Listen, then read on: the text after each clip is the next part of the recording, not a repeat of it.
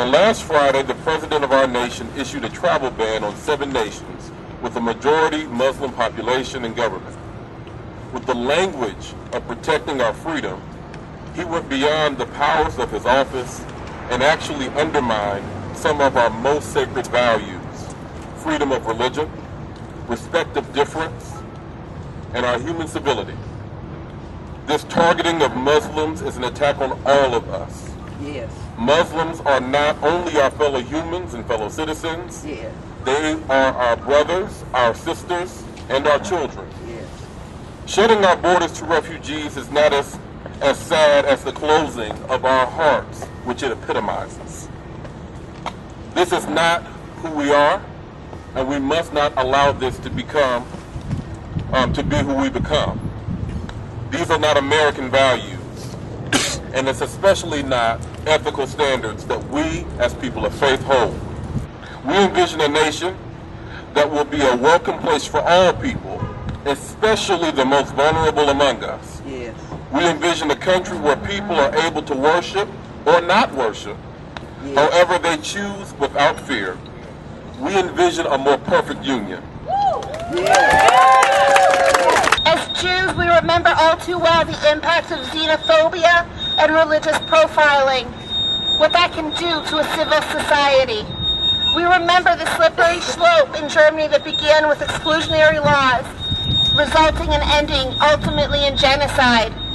We remember what happened to the passengers of the St. Louis who were turned away from the shores of the United States only to be murdered by the Nazis. I am the granddaughter of Holocaust survivors.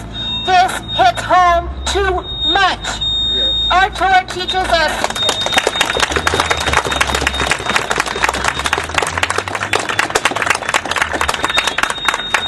Our Torah teaches us 36 times to value the stranger. These actions do not abide by that value. Instead, they stoke the fire of fear, igniting flames of religious tolerance and insecurity, which can quickly spread. As clergy, we come together at Big Spring Park tonight, and I encourage all of you who are here to be a clarion voice of love, morality, and justice. Yes.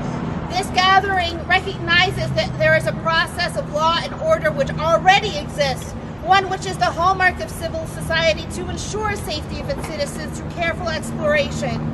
By undermining those existing principles, we are no longer remembering that we are a nation of immigrants. We are in fact becoming a nation of intolerance. We read in our sacred text that the sword comes into the world because of justice delayed and justice denied. Do not deny that this is a time to rescind this unjust order.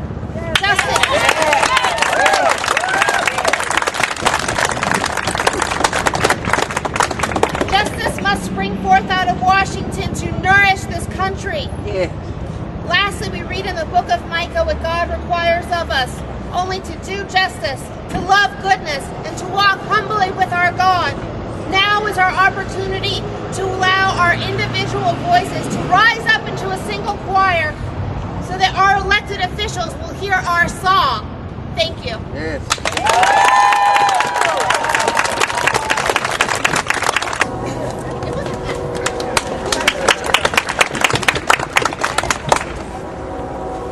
The founder of the faith that I profess and practice, a Galilean Jew living under Roman occupation, commonly referred to as Jesus of Nazareth, was once asked, "What is the greatest commandment?"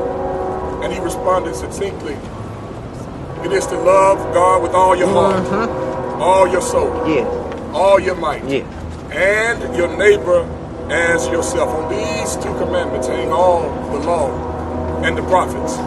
And then he goes even further in Luke 10, in the parable of the Good Samaritan, when he's pressed and somebody asks him, "Who is my neighbor?" And he tells the story of a man who had been waylaid, had been beaten up and robbed and left for dead. And a Samaritan, a person who was despised during that time, stops by and renders aid.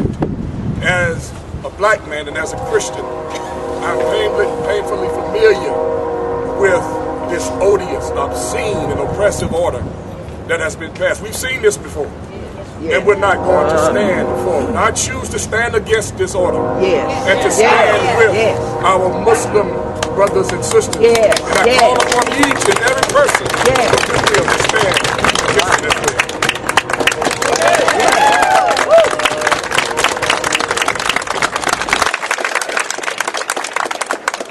As a minister of the gospel of Jesus Christ, I am concerned about growing division based on race and religion, among other criteria that I see in our country and our community. I become especially concerned when I see the seeds of that division sown in the highest offices of the land by people who are elected to be servants first and to build community. The seeds of this division are too often fear, and they send out roots of hatred, and these run contrary to the gospel I have dedicated my life to, which is the good news of God's love for all. Yes. Throughout our scriptures, Old and New Testament, is a pair of mandates: love your neighbor and do not be afraid. Yes, hallelujah. The fundamental witness of Scripture in the life of Jesus Christ is what God's love and courage looks like in action, because we recognize that in our neighbor we find ourselves, and that love is the best antidote to fear.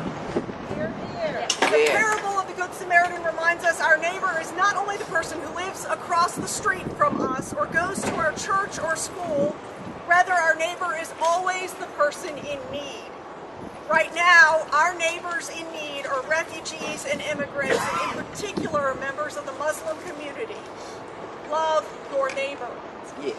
Yes, amen. I have heard a lot of justification for the executive order, for immigration restrictions, and they are all rational and logical and reasonable sounding, and they are all also based on fear. We don't say that out loud, of course, because no one wants to admit that they're afraid. So we say it's about security instead. Physical security, economic security, cultural security, all of which preference our own comfort and safety above someone else's. So I want to remind you that there is no biblical mandate to seek our own security and safety before someone else's. None. Yes.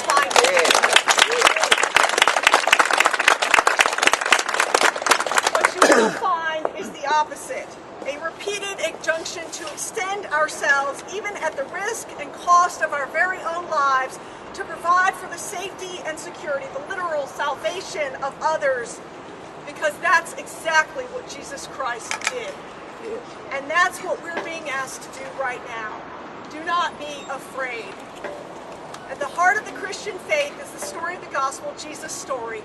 I was a stranger, and you welcomed me. When we welcome the stranger and the foreigner, we welcome Christ. This is not about partisanship or politics. This is about living and acting with integrity and a recognition of our shared basic humanity. Yes. People's lives should never be a matter of partisan politics. No. It is not okay to say this is someone else's problem and to pass the buck down the line.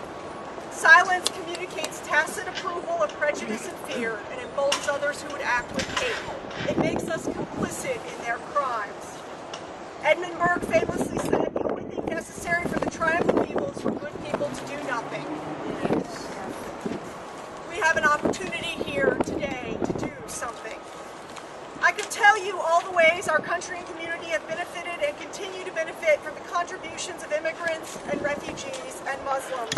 These are our scholars, engineers, doctors, military service men and women, lawyers, and civil servants. But their worth is more than what they give and what they do.